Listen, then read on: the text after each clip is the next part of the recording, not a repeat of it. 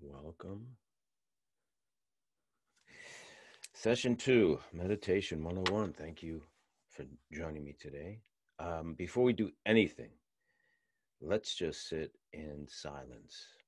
Don't worry about posture, breath, thoughts, this or that, whatever you're doing. Just have a moment of silence first.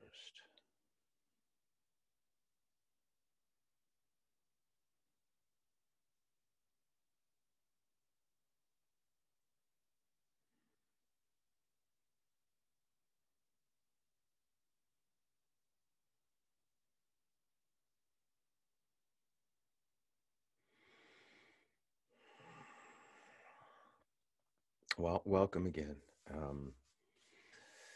You guys are part of a small group around the whole world today. This morning, this afternoon, this evening.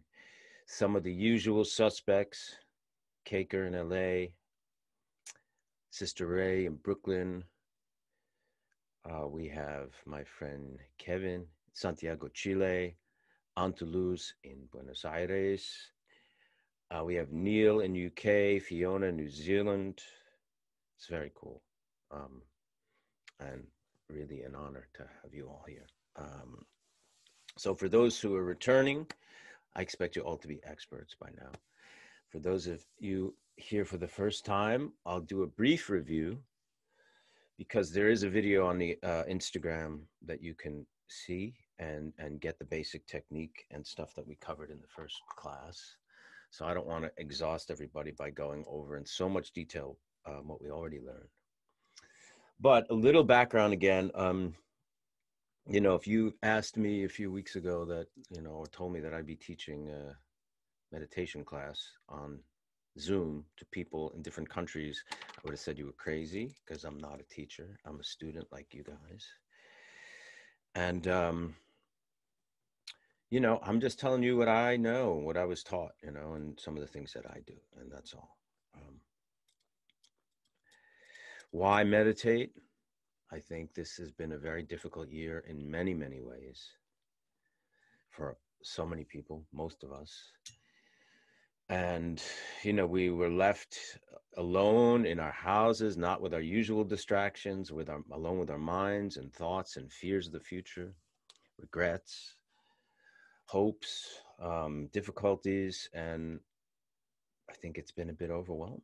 So meditation can help work with the mind. That's really what we're trying to do today, work with thoughts.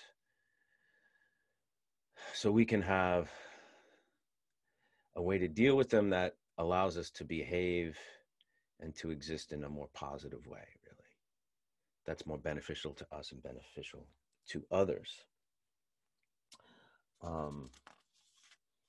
If you remember, one of the things we did was a motivation. I talked about 3 sections to my practice, to the tradition that I do. And the first is your motivation. You're setting your intention on why you're meditating. And yes, you are meditating for yourselves to feel better, maybe to calm down and stress. So one person told me that their blood pressure has gone down by practicing all week. And there are those things. Maybe you'll sleep better, but the bigger picture, there's a really bigger picture. And that's, you know, to do your part to make the world a more peaceful place. I mean, and it sounds very corny, I guess, and kind of, you know, kumbaya, whatever it is. But, you know, we all have to do our part. If we don't, less gets done, right? You know, if we make our minds peaceful, the world around us feels that. Our immediate circles that go out a little wider. And, you know, we have a few hundred people today sitting here, several hundred little whirlpools of positivity and peace spreading around the world.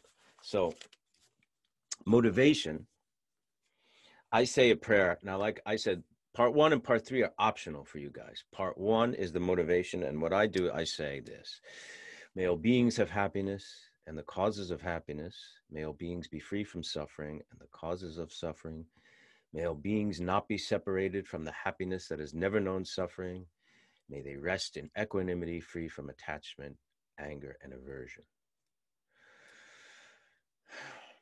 And that's really, a wish that all beings get liberated from their negative emotions, from their hate. If all beings get liberated from their hatred, from their suffering, from their aggression, from their depression, I mean, I don't even have to tell you, you know what's going to happen. Things are going to get better. So that's a wish we make, that whatever value, benefit we get from this practice, that it contributes towards that.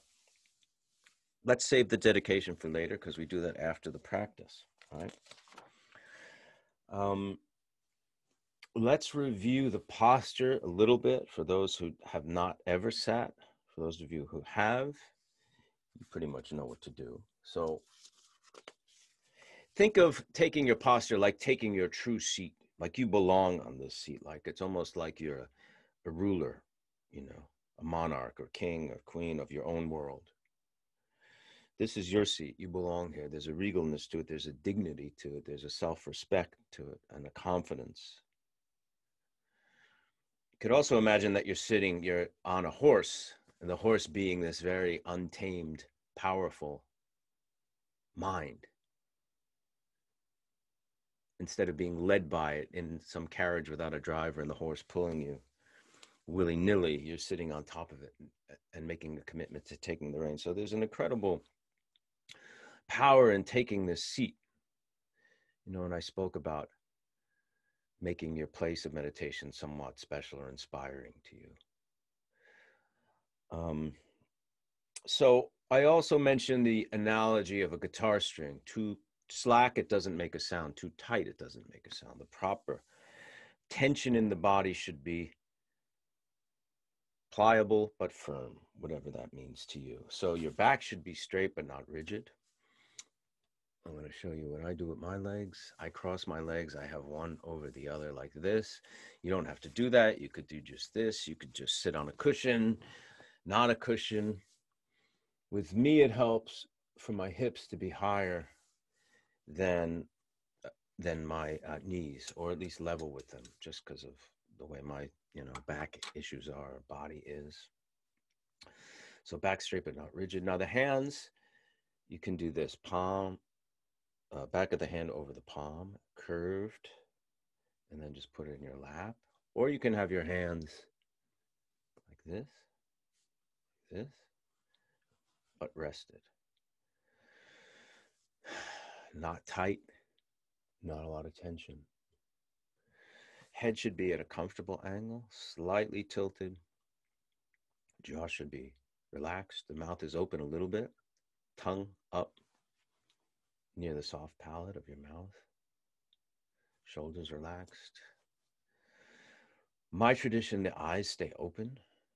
You can close them if you want. Sometimes when people close them, they fall asleep, but sometimes not. The gaze should be relaxed, not like fixed intensely, and not like spaced out or out of focus. Relaxed. If you want to stare at a view out the window, something inspiring, a photograph of whatever religious item or sacred item, a flower, or not, or just the wall, but relaxed. It's a posture that really you could define as alert, awake, present. And let's embody that. Let's embody that, being present only now. You're in the posture now. Drop all your burdens.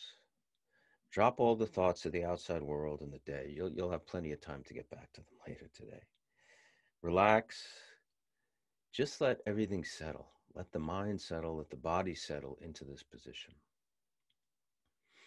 If you get a glass of water from like a kind of a muddy stream or something, and you just set it down, after a while, most of it becomes clear because all the sediment goes to the bottom, right?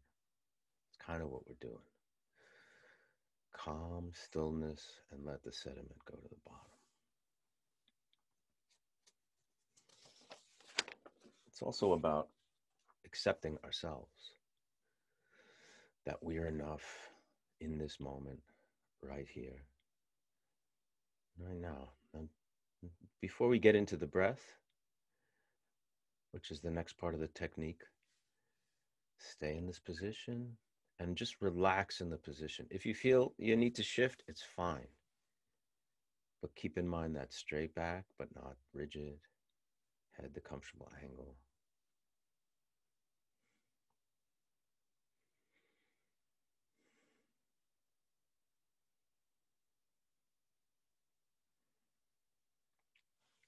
Let's move to the breath. Breath should be natural. By natural, I mean we're not doing deep breaths. We're not doing short, quick breaths. Too deep or too quick or too shallow, you can hyperventilate. That's not the point. You just breathe the way you normally breathe, but through your nostrils, back and forth, in and out, not through your mouth. It's a relaxed breath, gentle breath, almost like a breeze, you know. Be aware of it passing between the space between your nose and your lip. Be aware of the air moving there. Take a few breaths that way.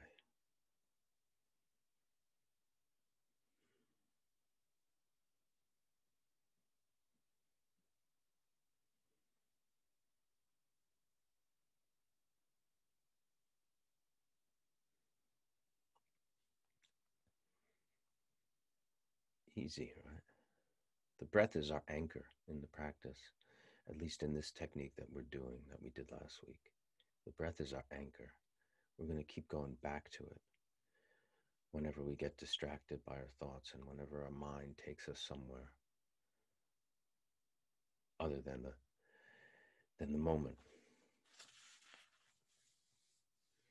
Which brings us to the mind. This is the field in which we are doing our work today.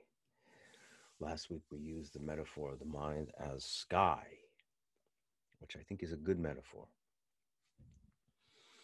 Not just any sky. We're going to use the metaphor of a completely clear blue sky, not a cloud in it, not a blemish in it. What are the qualities of this sky? Clear, unstained, vast, spacious, luminous, impartial, limitless, empty, yet full of potential, with lots of capacity. That's our mind.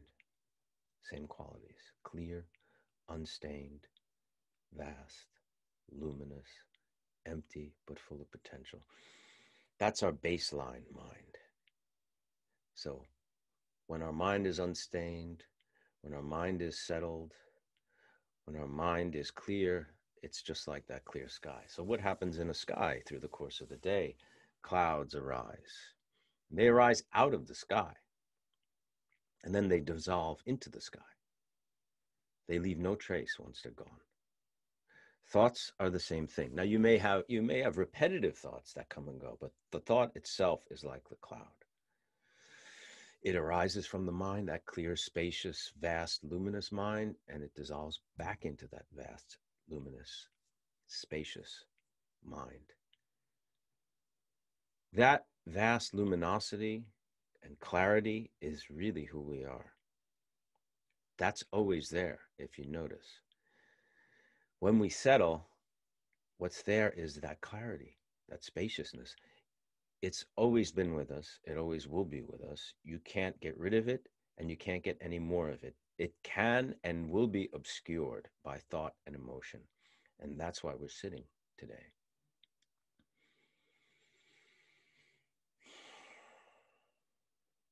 And as we sit in our posture, we take our seat, the seat in which we belong to, the seat in which that we inherited, that's ours, belongs to us. It's sane to want to sit in this seat and deal with the mind. And we're in our posture, which is comfortable and relaxed, and our gaze is relaxed. Breathe.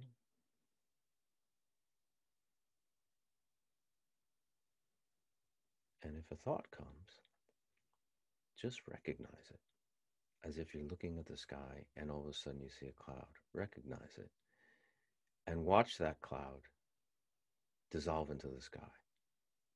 Same with the thought. In the recognition of the thought, the pull of the thought is lessened. The seduction of the thought. Once we recognize it, the power of the thought releases and disintegrates, really.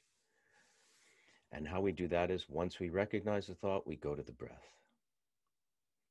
So we're breathing.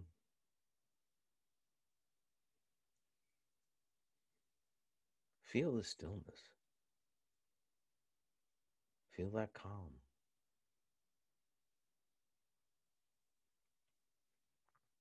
There's a thought. I recognize it. Back to the breath.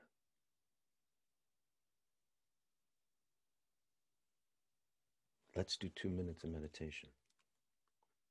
I may talk a little bit. I'd rather not. I think you're better off just doing it.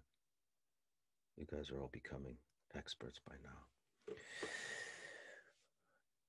2 minutes.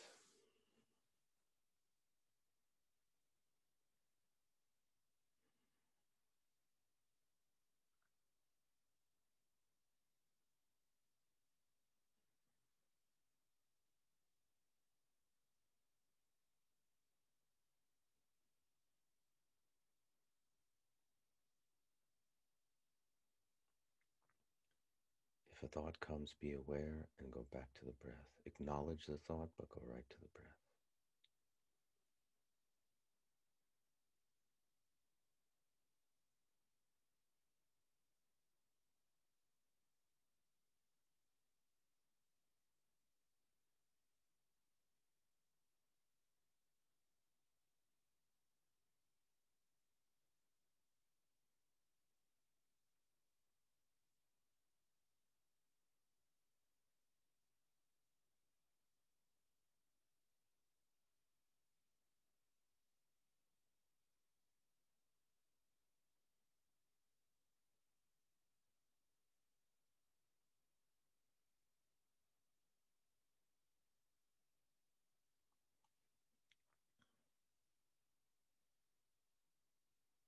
If a thought comes, acknowledge it, go back to the breath. Don't follow it, don't reject it, don't judge the thought.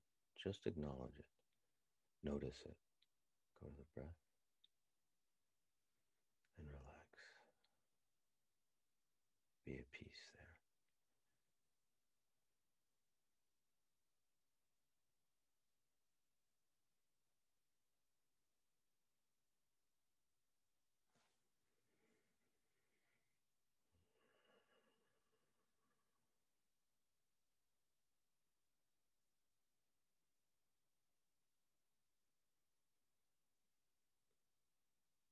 Okay.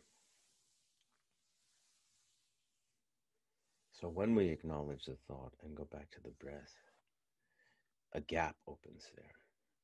And the gap, when there's no thought, is the clarity. That is the clear mind, the spacious mind, the luminous mind, like the clear sky. And that's the place we just want to sit and rest in and abide in. It's yours. And it's always there. In my tradition, mind is located here. They don't say mind here. They actually say body, meaning the top of the body, speech, and mind here, which I find very, very interesting. They don't say mind. They're not pointing to the brain, pointing to mind here. Like that's your core, your essence, the essence and the core of who you are is your mind, that clarity. And what comes with that clarity is a certain peace, a certain calm. And out of peace and calm come very good qualities like patience, love, compassion, fairness, equanimity, rejoicing in others' happiness, things like that. That's why we meditate. Some people wrote to me this week and spoke about emotion that come up during meditation. emotions that could be difficult. Think of emotion very similar as thought. Go back to the sky metaphor. A cloud is a thought. Emotion's like a storm. A big cloud or a heavy cloud or a tornado or a tsunami, whatever. Not tsunami, that's more like a wave. Cyclone, that's the word I'm looking for. It's made of the same material. But thoughts have more of a pull. They're more like quicksand. They take us further and take us with more power. But really they're the same material as thoughts, and they will arise and dissolve in the sky, in the mind, the same way the thoughts will. So the key is not to get lost in the story of the emotion, right? Which by that I mean, yesterday somebody cut me off on the highway, gave me the finger. I was so angry. He looked at me with this dirty look, and I hated what he was wearing. And he was, so now I'm in the story of what happened. Instead of just acknowledging the anger, the residual anger of that encounter yesterday, being cut off and being, insulted by this person. Notice the emotion and go to the breath. Don't get lost in the characters of the story and the plot of the story. In the same way you're dealing with thoughts, the thought comes up, what do I have to do at 2 o'clock? I have a meeting, I have to make a phone call. I'm getting lost in the story of the thought instead of just saying, oh, I'm thinking about 2 o'clock, back to the breath.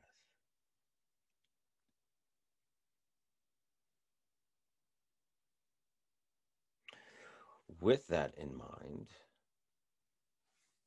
let us do another session, meditation.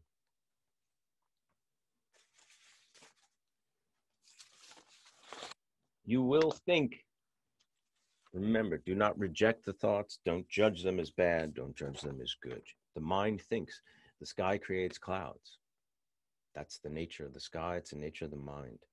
I think that the trap a lot of people have gotten into about meditation is they think it should be the absence of thought, not thinking. That's the point, to not think. That's not really the point. That's not why we're here. It's to work with our thoughts and to work with our mind. And everyone can meditate. Nobody's mind is busier than the others. The nature of mind is to be busy. There are people who do, practice and meditate and become much calmer individuals. I've seen it and met people like that. And we will all get there, but like everything of value, it takes work and it takes practice and dedication. So let's do 3 minutes now that everyone who knows what they're doing is doing so well. Get into your posture, relax, settle. Think of that glass of muddy water that just settles, becomes clear as it calms down. If you shake it up or stir it, it's going to get cloudy again, right? Settle. Relaxed posture, not too rigid. The breath is the anchor of the practice. We can always go back to the breath when we get lost. Sometimes you may get pulled down the road of a thought a ways. You may even think 2 minutes and 59 seconds out of the 3, but that 1 second that you recognize the thought and you go back to the breath, you're meditating, When you go back to the breath, we're going to try something a little bit different, tiny bit different. Focus a little bit. I don't mean with effort. I just mean with attention on the out breath. Just put a little more attention on the out breath, not effort, just attention. And see what happens. 3 minutes meditation.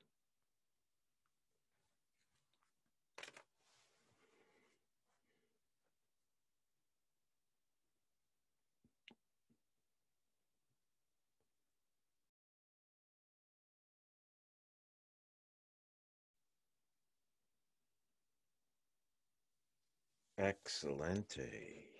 You guys are rock stars. I felt good. Very peaceful. I hope you did too. If you noticed, I shifted. I wanted you to give yourself license to do that too. You know, don't feel stiff like you can't move. That's not what we're doing here. We're just trying to be comfortable and getting used to being in this position for, you know, long periods of time, longer periods of time. You know what I mean? If you do 3 minutes a day, 2 minutes a day in the beginning is great. And you'll eventually probably want to do more and feel comfortable doing more. Nick Solidio is my producer. You know, Nick, I might want to do something a little different today, like take some questions and then do another session. Can we do that? Is that okay? Yeah, absolutely. Okay. So I'm going to do that. So we're going to do another session, maybe 2, because it's only 9:30 or something 30 wherever you are. So I'm going to take some questions because maybe it's good for you to ask questions that we can practice right away. Okay. Let's see. All right. Okay, Nikki asks, I'm currently experiencing grief due to a marriage ending and have been trying to use meditation to help overcome this. Are there any techniques or ways you can suggest to help me get through? Thanks. That's difficult, very difficult time. I mean, I think meditation will help, exactly what we're doing and what you're doing here. I mean, as far as the practice of meditation, I wouldn't add anything to it or suggest anything else to it. I think in times of grief like this, it helps to be around others. It helps to be around, and during COVID times, it's hard to be around others, but whatever ability you can, maybe even virtually, to be around others and to somehow be helpful to others, or so it's not you're only just focused on yourself and your feelings and your emotion. So maybe the meditation, reaching out, being there for others, doing for others. I mean, there's therapy, there's therapists, there's counselors, that kind of thing. It might be something you might need. Yeah, Mark from Spain said, that's basically the same thing. Meditation won't solve specific problems and practical problems, but do you recommend this as a complement while dealing and struggle with hard situations? Yeah, exactly. That's exactly what I was just saying. Um, you know, it will. You're just calming down. You know, you're. It's beneficial to your body and your mind. You know, if you have a calm mind, you make better decisions under stress too, and under duress, and not under duress. You know, the martial arts came out of monastic institutions, or you know, monks, um, because they wanted to, you know, operate self-defense and use principles of self-defense, but in a out of a place of calm, not out of a place of just aggression and violence. So if that kind of taming the mind can operate in circles like that, you know, in less threatening situations, just imagine how effective it can be. Kuba asks, can I listen to music, for example, ambient drone noise while meditating, or should I keep it silent? That's a good question. The trick there is you don't want music that's going to stimulate your thoughts or make you think. You know, sometimes a musician listens to music and they get lost in the production of it, the creation of it, what the musicians are doing. If it's something that just does not contribute to the chain of thoughts, then I guess it's okay if it inspires that kind of peace rather than inspires thought about the music itself. I mean, that's something you could try, you know, use trial and error. Try in silence, try it with music, and see which feels better. You see which feels which feels more calm, or more peaceful, which allows you to settle better.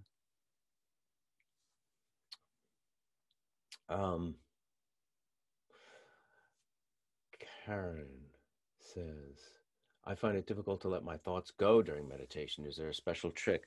The trick is like what I'm saying. You have to, the thought comes, notice it, and go back to the breath. The breath is the anchor. By back to the breath, I mean specifically focusing your awareness on that space between the nose and the lip, and really focus your attention on that space and on the air, not just the breathing, the air moving into your body and out through the nostrils. Maybe if you put a little more awareness on that out breath, it may help you. I don't know how many people noticed. I noticed it for myself.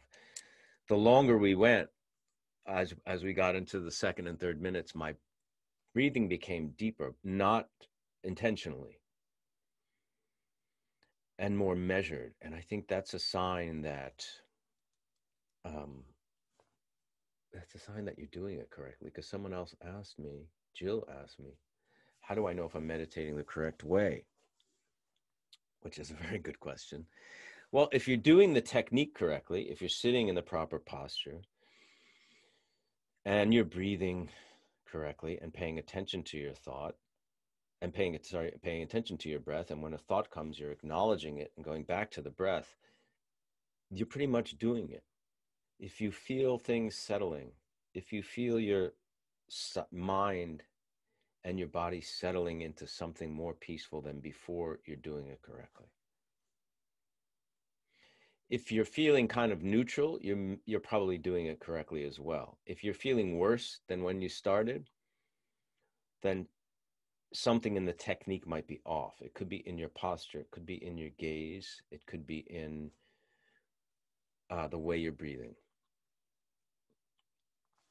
I didn't bring up a chair today. You don't have to sit on the floor if your body really can't handle that. You can sit in a chair. The key, though, is to have your feet, I'm sorry, I should have brought this up, your feet flat on the floor, your back straight. So you may not lean against the back of the chair, or you may. And your hips either level or above your knees. I'm glad you brought up that question, Scott. But laying down, if you have other options, laying down might not be the best choice because you could fall asleep. What we're trying to create, like I said, that seat of alertness and of presence, Think of like your friend comes to you and has an issue, something really serious, something very personal and intimate, and they want you to listen to them. If you lay down while they were sitting talking about something serious, they may feel like you're not fully there for them, right? What would be the most presence-making or the most conducive posture for your friend to feel your presence and your attention? Would be something like this, where you'd look in their eyes and you'd be alert, not stiff and rigid and not just like, out of it, but in between. And that's the meditation posture.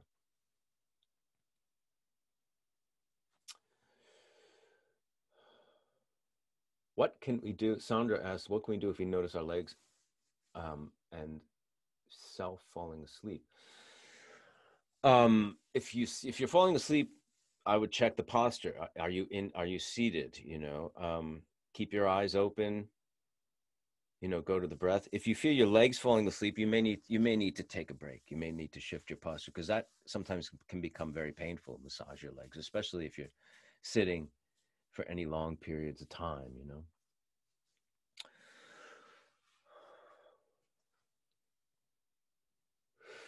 David asks, why is it important to only breathe through the nose? I think it's more relaxed.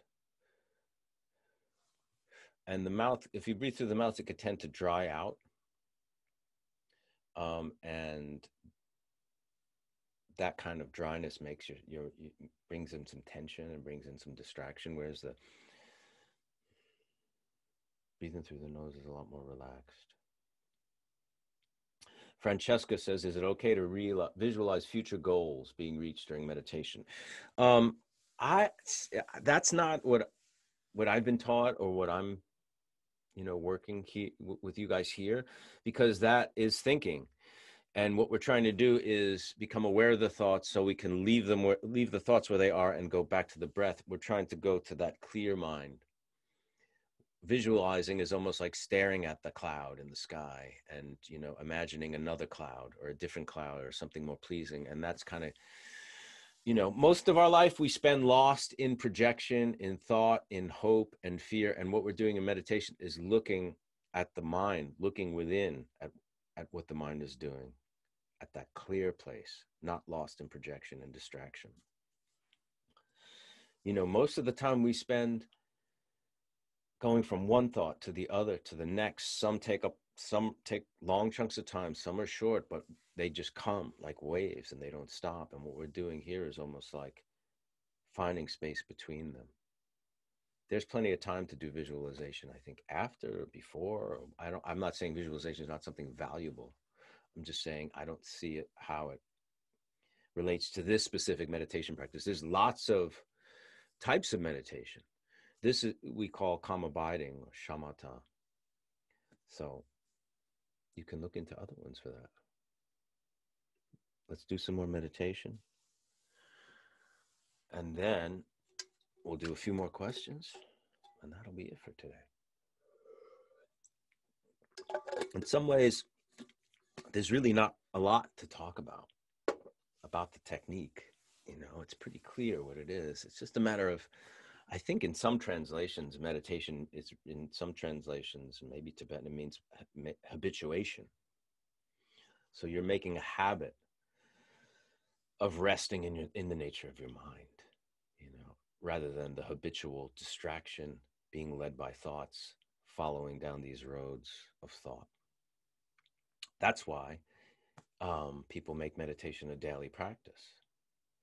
And as you make it a daily practice, it becomes easier to bring that awareness and mindfulness into your day-to-day life, right? You know, like whatever, you're online, like we brought up before, somebody cuts you off. Instead of like reacting, speeding up to respond to the guy or cut him off or give him the finger, whatever it is, let that go. Be patient, you know, okay, let him keep his anger. I mean, I'm not saying we walk around and let people abuse us and hurt it. You know, there's moments where we have to defend ourselves, our loved ones, our property, whatever. I'm not talking about that. You know, it's having the wisdom, you know, to know how to respond. And I think that wisdom comes much clearer when we work with our mind in a positive way like this.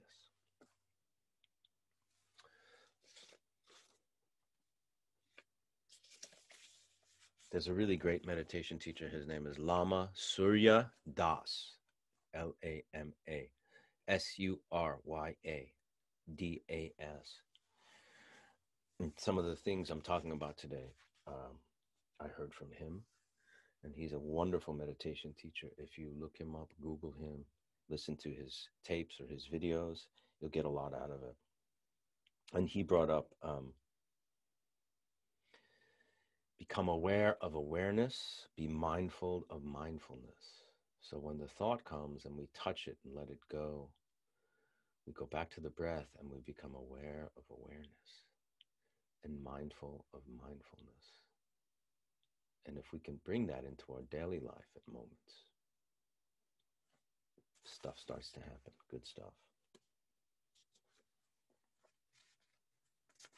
Okay. 3 minutes. How about 3.5 minutes? What time is it? Actually, we're going to do 5 minutes of meditation, and then we'll do some questions, and then we'll call it a day. Because by now you know how to meditate. 5 minutes is going to seem like a long time, perhaps. In some ways it is. In some ways it really isn't. It's 5 minutes. But stick with the practice. Stick with the technique. Stick with what you've learned. Stick with the posture. Remember I said you could sit in a chair if you want, feet on the floor if you are, back straight, not rigid. If you're on the floor, cross-legged, or however you're comfortable. Hands, palm on top of, back of the hand on top of the palm curved, or on your, just above your knees there. Head at a comfortable angle. Mouth a little open. Tongue, soft palate. Eyes, gaze, relaxed. and breathe through your nose. Maybe a little more awareness on the out breath. See what that does. And a thought will come. Here we go. When the thought comes, acknowledge that you're thinking and go back to the breath. The breath is your anchor. And in that breath is the sky, clear sky. And be that sky. That is your mind. That's who you are, really. The baseline of who you are.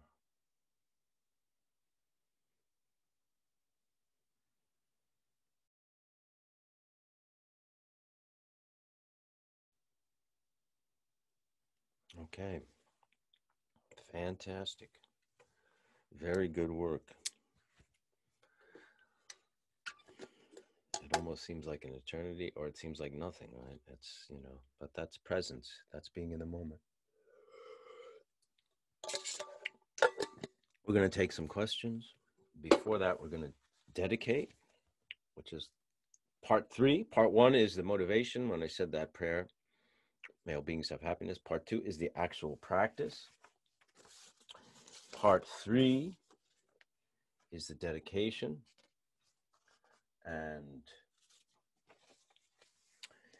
we dedicate whatever merit or benefit that we gain from this practice today, we dedicate it to the benefit of all beings, basically. I say something like this: by this merit, may all beings obtain enlightenment and be liberated from faults and delusions and the ocean of samsara. Samsara is worldly existence and its pounding waves of birth, old age, sickness, and death. But you can just say, by this merit, may I dedicate this merit to the benefit of all beings. That kind of seals it, seals the practice, seals the benefit of the practice. That was really good. Really, really, really good. And, when I started meditating, the idea of meditating for 5 minutes was a big deal. Like, I never thought I could really do that. And I wonder if some of you feel the same thing. I'm going to answer some questions. Brooke asks, thank you for this gift, Michael. How has meditation helped you in life as an artist? As an actor, when I started acting, I went to a place called Lee Strasberg Institute, and they teach what they call the method acting. But part of it is the very first thing you do is sit in a chair and relax. Sit in a chair and let go of all the tension in your body. Because the exercises that we did in the acting class were about concentration and will. And to be more effective in these exercises in concentration and will, it helped to be relaxed. So, I can't really point to how meditation has changed me. I mean, you'd have to ask people who know me and see if they've noticed it, because, I'd like to think that, I've changed by leaps and bounds, but that might not be the truth. I don't really know. I just like the path. I feel better when I meditate. I like working with my mind this way. I want to be a better person and better member of society and better person in my family. So I choose to practice. I would imagine it helps your concentration, and whatever brings you clarity, I guess, can bring you insight, which is something an artist needs to create, or be better at creation. Michael, do you have a preferred time of day when you meditate? From Roberto. I prefer the morning, and you can do 3 2-minute sessions, morning, noon, afternoon, and night. I mean, it's really up to you. A lot of people like to do it in the morning because it kind of sets the course of their day, to kind of start the day off with dealing with the mind and going to that calm place. It starts off your day in a calm way, in a calm manner. And it kind of helps the rest of your day go well. But that's up to you, A lot of people like to wake up really early because the world is so quiet before the phone is ringing, sometimes before the sun is up and it's still dark, and there's something very peaceful about that. But you have to find what works for you,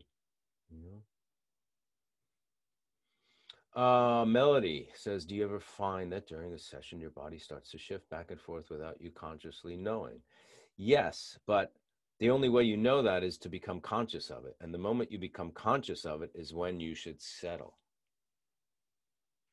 The fact that you know that it happened means you were conscious of it at some point. It wasn't completely unconscious, because if it was completely unconscious, you wouldn't know about it, right? Same thing with the thoughts. So if you have, at some point you're focused on the breath and you feel your body, it's almost like you're checking the body every so often. Sometimes it can be kind of painful to be in this, cross-legged or on the floor if we're not used to it, the back, and you may have to shift. I do, but that's okay. It's just like shift and then settle, go back to the practice, go back to the posture and the breath and the working with thoughts. It's like a dance almost.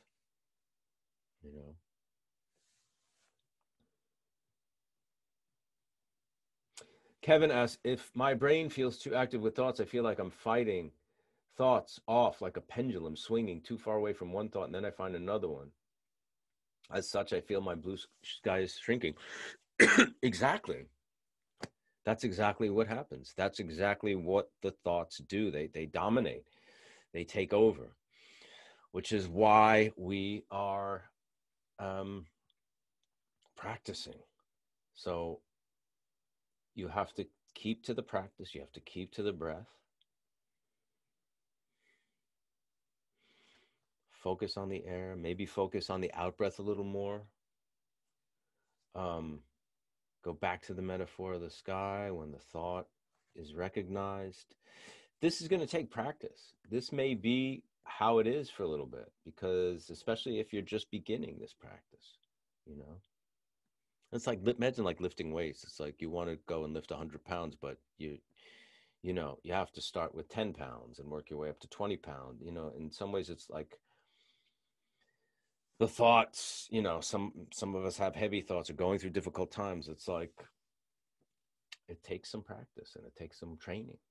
Mind training, basically, is what you're doing, right? Flora says, have you ever sent a positive thought energy as a group? I think that's what we're doing now. I mean, if we're all dedicating the merit or benefit that we're gaining through the practice of meditation today, if we're dedicating it to all beings, to the benefit of all beings, that's exactly what we're doing here. Courtney asks, how long did it take you in your own practice to get to the point where you're spending more time meditating than refocusing on your breath? It changes often. Some days you may find some days you'll sit and you'll just like settle immediately, and there's not a lot of thoughts, there's not a lot of movement, you're staying with the breath, there's a lot of clarity. There may be even feelings of bliss, absence of thought, clarity. And some days it may feel like an avalanche. And I think that happens to lots of I mean, I'm meditating for many years, and still I have, days when,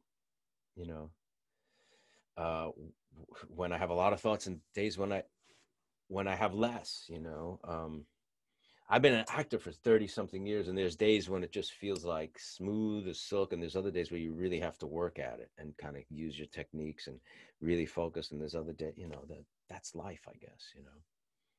There's days when you wake up and you're energetic and you feel great, and there's days when you get out of bed and you feel tired, or you feel whatever, you don't feel like doing anything, but you got to go to work, or you got to feed your kids, or you got to do, your duties. So, I mean, meditation is very much like life, right? Kevin says, my legs fall asleep very easily. Is it okay to straighten them to increase blood flow in between sessions? Absolutely. Absolutely. It's okay to straighten them during the session if you have to. It should not be, the bearing pain. It should not be like tolerating pain. If you really feel painful, adjust and do what you have to do, and then go back or find a different posture. But it shouldn't be like gritting your teeth and bearing pain, because I think that's going to interfere with the practice. Jay asks, this is a good question. I had a few different thoughts come at once, and then I let them pass. Do you think thoughts should be reviewed later, or leave them as they left their mind? That's a really good question. In some ways, that depends, right? I mean, if it was a thought that's a great idea, for something, some great creative idea, you may want to go write that down when you're done meditating and use that for something. Or if it's something that, but that's really up to you. And I think it doesn't really matter. As long as you are letting them come and go, letting them pass during the meditation session, then it's whatever you do after is fine. If they're important thoughts, listen, you may have, a light bulb, and you may invent the next great, green method of travel that's going to save the planet. So you better write it down as soon as you're done meditating. Maybe you might even get up from your session and write it down if the planet's going to depend on it. All right, one more question. Is it safe to meditate when you are pregnant? I suffer with anxiety due to hormones, so thinking I will need it when I am pregnant. Well, I've never been pregnant, obviously, so I can't speak from experience, but I imagine you could. Why not? I mean, I think there's this, you may have to adjust your posture and how you sit so it's comfortable and it's not, a burden, but why not meditate? I would imagine that, calming the mind would be fantastic for the baby. I think the baby may come out already knowing how to meditate. Maybe eventually teach the parents how to meditate. Baby might be a enlightened being coming to save the world. So, well, I don't really have long-term plans for this. We're taking a week at a time, a day at a time, whatever. I hope to have less and less to say every week, and more just sitting as you understand the practice. Like I said, the actual technique, there's not that much to know. It's just a matter of habituating it. But I really appreciate the people who came and are interested and are, you are,